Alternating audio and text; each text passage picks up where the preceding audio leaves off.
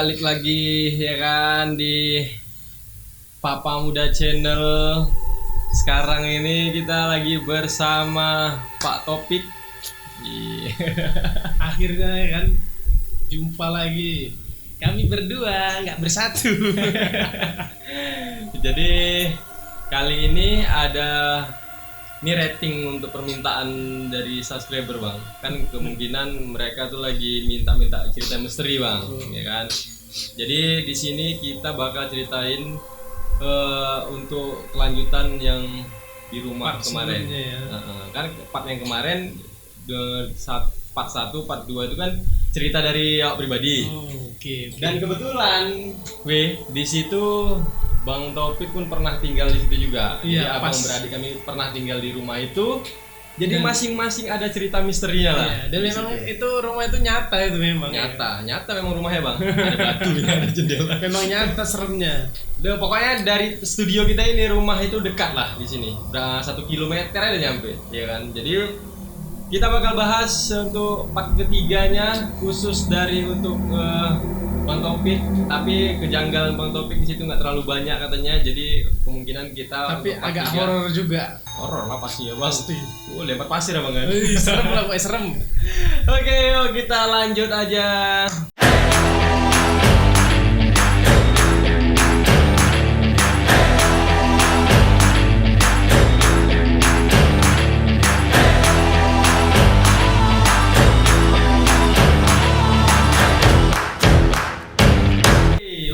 Jadi kita nggak usah terlalu lama, kita bakal ceritain untuk cerita horor ya bang. Jadi untuk part 1, part 2 udah cerita horor dari awak lah pribadi ya kan. Dan itu abang udah tahu juga ceritanya ya? Pasti. Udah tahu. Karena memang di rumah itu tuh awalnya yang tinggal di situ cerita di part 1 bahwasanya di situ ada abang ipar sama kakak dan awak sendiri ya kan. Kelang kami tinggal ada Ada berapa satu lah, tahun. abang satu lagi. Kan tinggal situ juga ada. Kan ini kelang berapa ini. Jadi kita cerita detailnya itu ada kelang setahun masuk abang nomor 2. Abang nomor 2. Dan kelang lagi setahun atau 2 tahun itu ada Bang Topik sama Fahri. anak nomor 4. Jadi kami 5 bersaudara ya kan. Nah, Bang Topik sendiri kan anak ketiga tuh ya kan. Kalau mau tahu jelas biodata kami nonton lagi video yang lalu Yang sebelumnya ada. Oke, jadi langsung aja untuk cerita Bang di rumah yang itu rumah ada berapa jendela? Us. Jadi kalau cerita horor dari aku sendiri ya pribadi ya, memang pada saat tinggal di rumah itu memang udah terasa gitu aura-auranya. Apalagi setelah cerita kan, dan orang ini yang udah tinggal duluan di situ bercerita juga, oh berarti kan kita ngerasa bukan diri kita sendiri yang merasakan gitu. Jadi memang betul itu, kayak cerita Padli sebelumnya part 1 part 2 itu betul adanya memang kayak gitu. Jadi ada suatu hari sebelumnya itu pas baru-baru tinggal situ kan, aku agak heran gitu, kenapa lah tidur di kamar itu orang ini nggak pernah buka jendela gitu kan. Iya. Nah, jadi setelah aku telusuri kan aku kayak janggal gitu. Jadi begitu bangun tidur nih pagi nih kan, ku buka lah jendela itu kan. Begitu ku buka jendela itu, iya, disitulah aku tahunya, terkejutnya bahwasannya, oh ininya alasan orang ini nggak mau buka jendela gitu. Jadi semua itu pemandangannya bagus ya Bang? Iya, pemandangannya itu KUBURAN, kuburan itu tadi ya kan.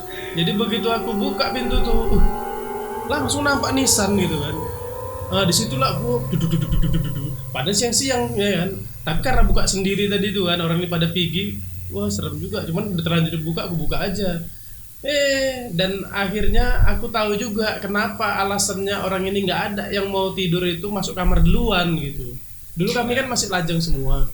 Jadi rata-rata kan tidurnya kami semua itu di satu kamar itu 4 orang gitu, laki-laki semua. Jadi kenapa kok belum ada yang berani masuk kamar kalau cuman sendiri gitu? Pasti tidurnya di depan TV, ruang TV gitu kan. Jadi begitu ku telusuri itu alasannya rupanya. Dan nggak ada yang mau kepalanya tuh pada jendela. Nggak ada yang mau kepalanya itu atau tidurnya itu di dekat jendela gitu. Betul. Jadi berebut gitu. Nah, jadi dari cerita awal aku tadi itulah yang ku alami ya kan. Jadi pada saat ditinggal di situ itu ya memang aura-aura seram itu ada gitu. Dan terasa itu pasti ada. Mungkin kan kalau detailnya itu contohnya untuk aku pribadi ya kan tinggal di situ itu seremnya itu gini. Pada saat namanya nggak ini juga kan nggak bisa nyenyak tidur. Orang ini udah abang beradik udah tidur semua nyenyak, aku sendiri nggak nyenyak di situ. Contohnya apa? Jendela itu, suara jendela itu ya kan jendela rumah-rumah itu rumah lama yang kami sewa. Jadi jendela kayu itu bukan kayu-kayu yang zaman sekarang itu. Jadi kayak kayu-kayu sembarang gitu. Jadi dia modelnya di toko gini nyaring sore tak tak tak nanti hilang tak tak tak cuman karena Itu aku yang pernah abang ngalami ya. jadi karena aduh apalah nih apa makin nggak bisa tidur kan jadi ujung-ujungnya itu mau tidur tuh itulah nyelip-nyelip di badan-badan orang ini gitu tutup bantal Dan itu sering rebutan selimut untuk nutupin itu tadi supaya bisa tidur padahal nggak bisa tidur juga ujung-ujungnya bisa tidurnya apa nggak disengaja kita tidur itu tiba-tiba udah pagi aja gitu. Iya. Tapi sering kalau suara-suara kayak tadi ngetok-ngetok suara kayak yang namanya perempuan itu ya udah sering lah apalagi yang namanya nangis itu udah makanan sehari-hari bagi kami. Sampai dulu kita tuh di dalam kamar itu ingat nggak bang lemari kayu yang 200 ribuan yang triplek. Iya. Jadi itu kami masih pakai lemari itu dan lemari itu sering terbuka gitu ya. Iya betul. Bunyinya pun serem lah. Jadi kan gini nih pintunya kan pintu 2 gini. Tiba-tiba nanti kami lagi main-main gitu kan di kamar tuh kan. Istilah bising sedikit lah main gitu. Langsung itu kunci loh. Iya.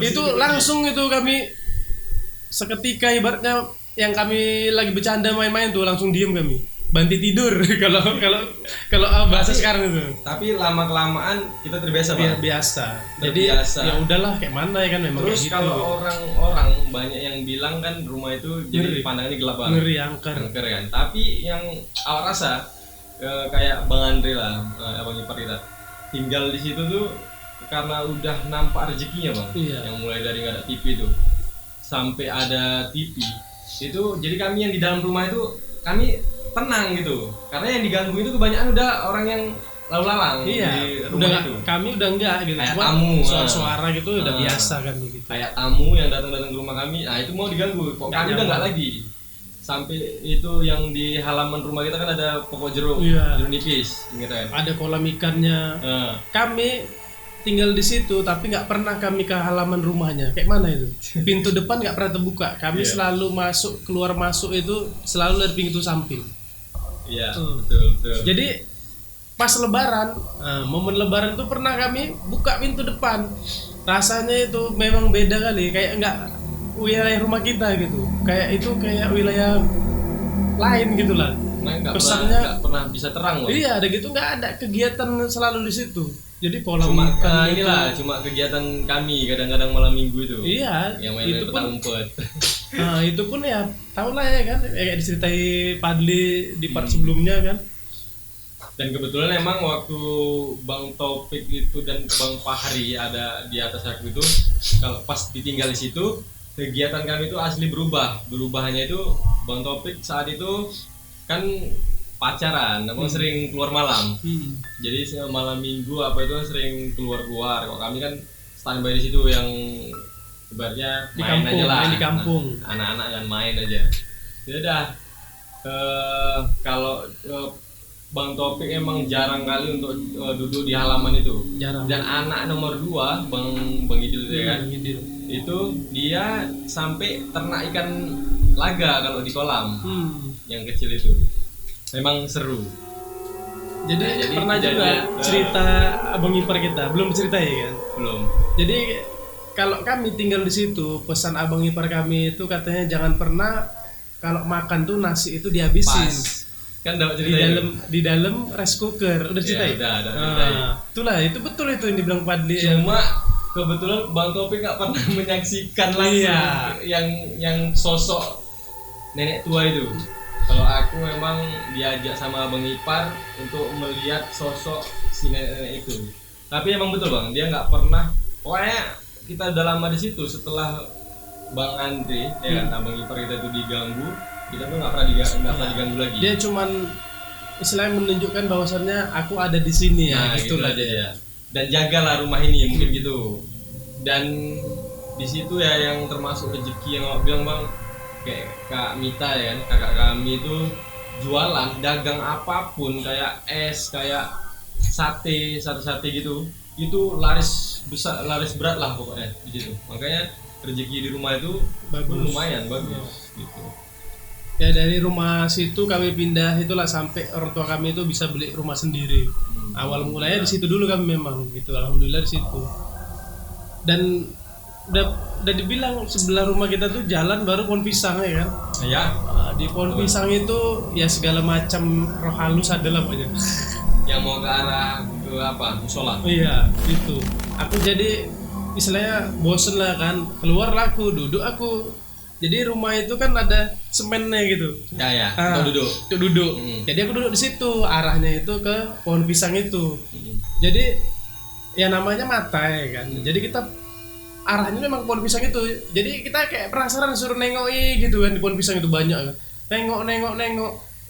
Pas lah dia atas pohon pisang itu yang kalau orang tua bilang itu kalau pohon pisangnya itu mulai jatuh dan daun yang paling ujungnya itu mulai jatuh.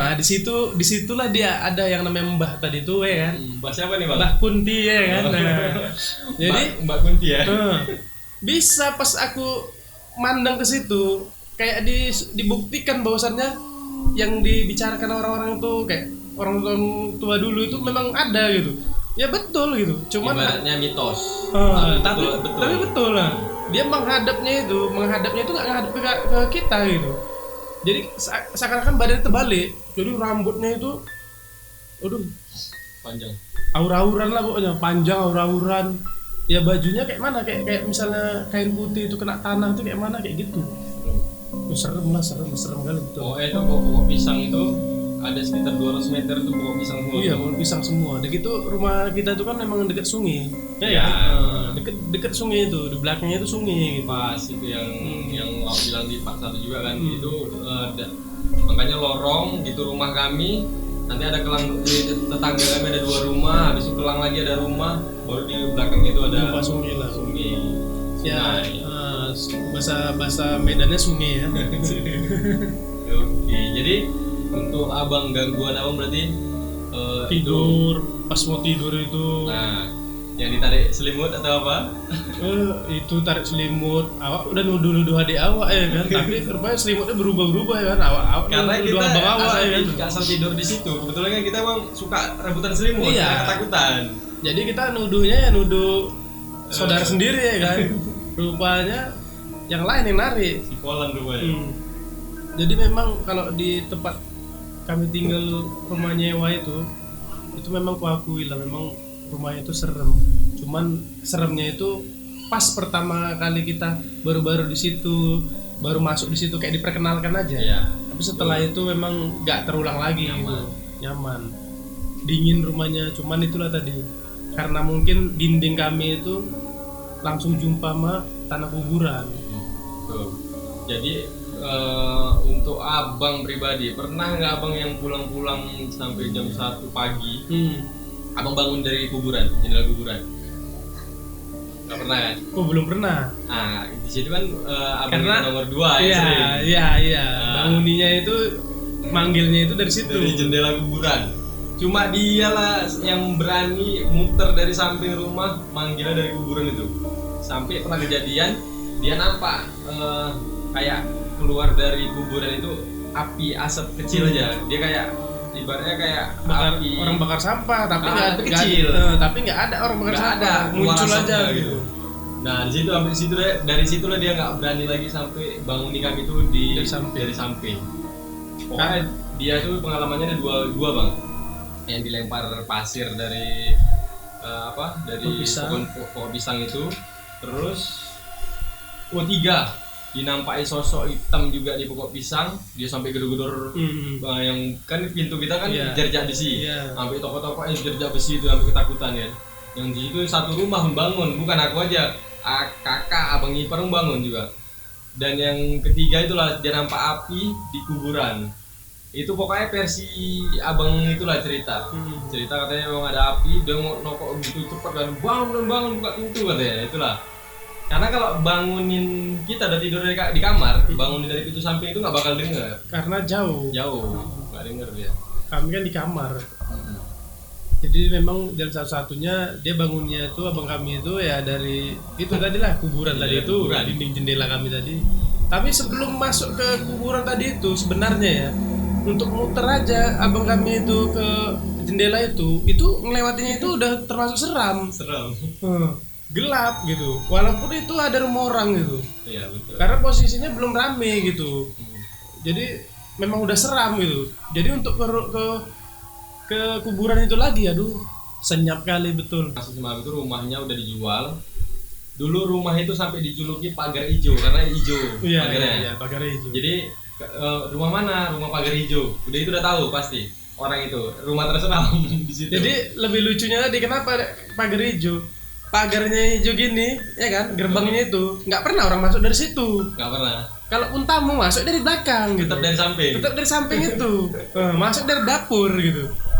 Itulah nggak tahu lah tadi.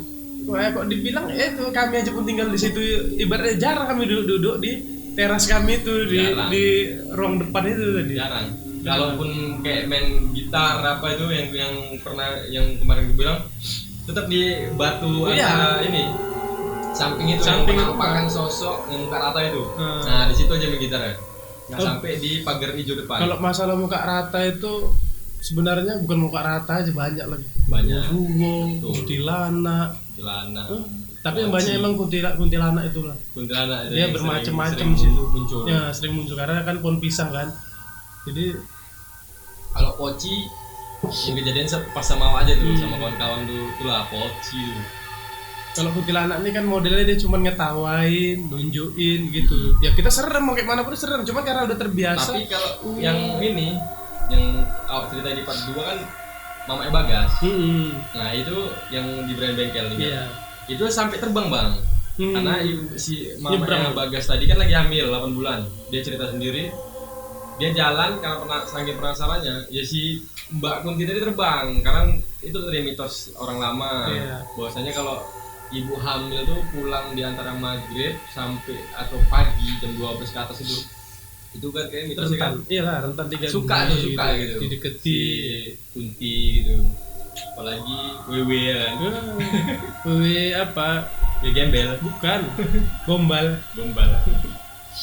Oke, jadi cerita abang sampai sini ya. Dan sejarahnya bang, nggak pernah kita berani nengok kolong tempat tidur. Karena yang ada di dalam otak kami, kalau kami intip kok muncul sih malah. Ngintip karena feeling kami sama semua gitu. Karena berhubung tadi kamar tadi dekat kuburan tadi kan.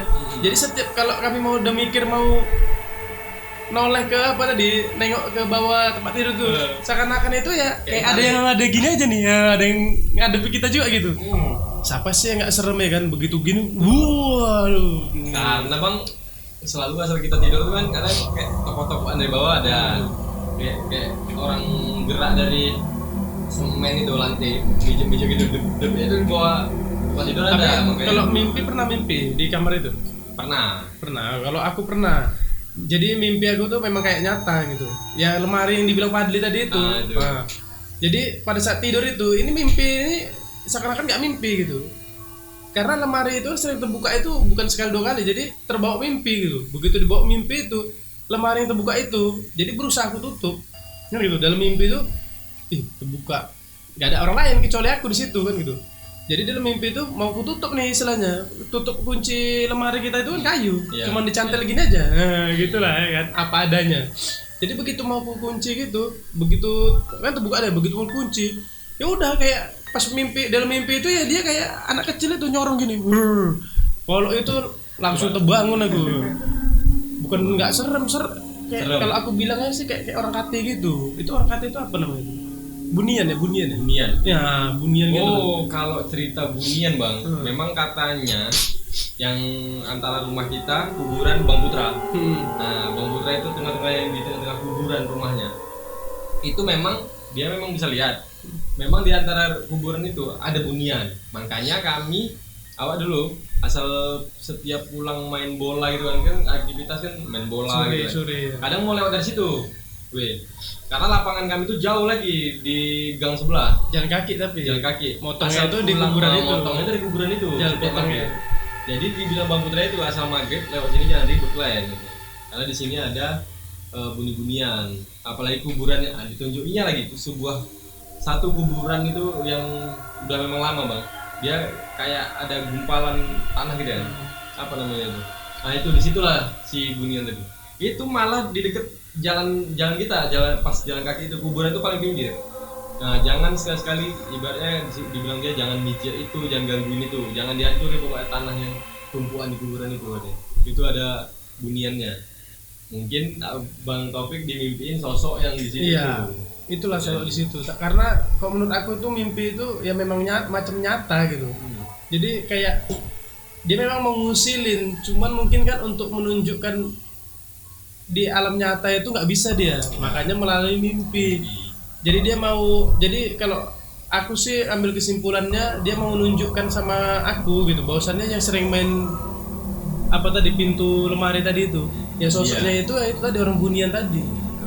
Karena begitu aku pas tidur itu mau nutup, ada dengaran lah dalam mimpi itu ada keberanian untuk nutup. Padahal biasa kami nggak berani. Kalaupun apa kami mentolak gitu aja nutupnya gitu, saking ketakutannya. Jadi di situ tuh tunjuk kali gitu. Dia nyorong kita gitu, kayak nakut gitu. Di situlah aku tuh bangun juga dan aku ngerasa, oh ya udahlah, pasti tetangga sebelah ini. Gitu. Sebelah itu kuburan, nah itu aku.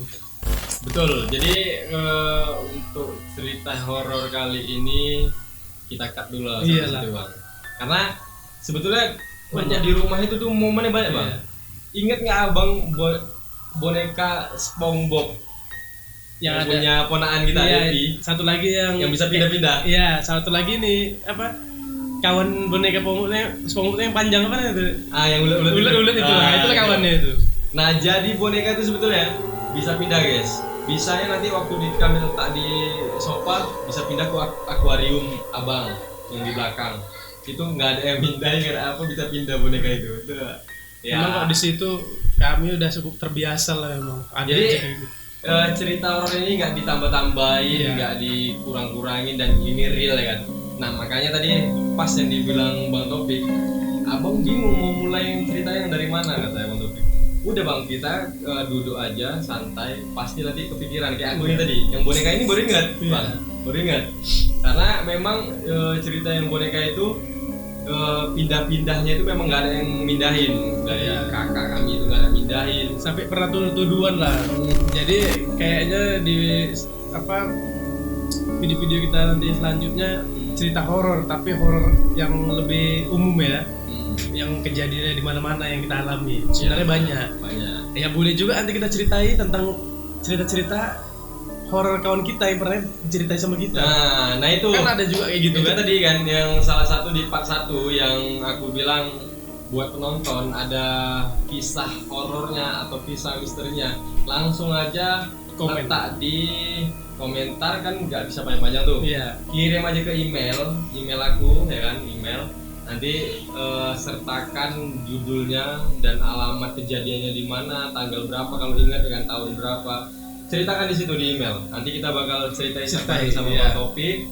Nah, itu suatu apalah konten juga nanti ke depannya ya kan. Kita buat nanti. Jadi dan memang kalau cerita horor ini kan ada seramnya tapi ada enaknya gitu. Jadi ya beraksi ada rasa-rasa penasaran yang ingin kita sampaikan gitu. Betul. Sebetulnya kalau untuk di kesempatan lain video cerita horor ada bang, kan pasti ada kan?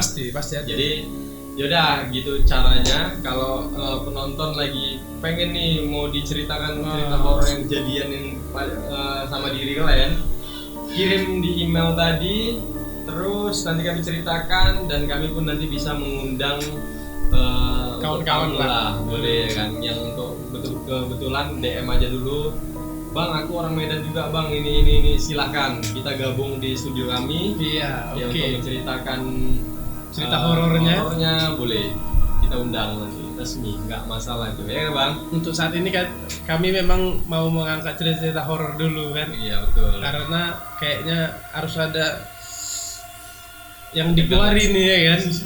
Rasa ketakutan selama ini nih. Ya betul. Pengalaman pribadi juga. Karena pengalaman yang horor ini yang lebih berkesan bang. Iya. Cerita ilmu hitam. Nanti kita ceritain. Oke betul. Pokoknya tetap selalu pantau Standby.